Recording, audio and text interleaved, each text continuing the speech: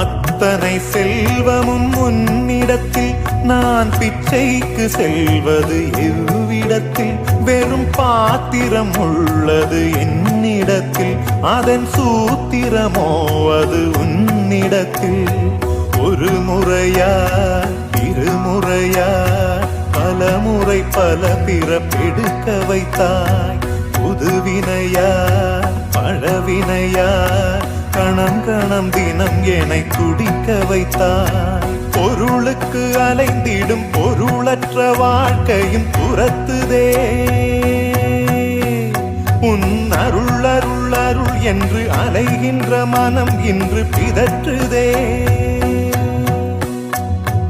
அருள் விழியால் நோக்குவாய், மலர்பதத்தால் தாங்குவாய்.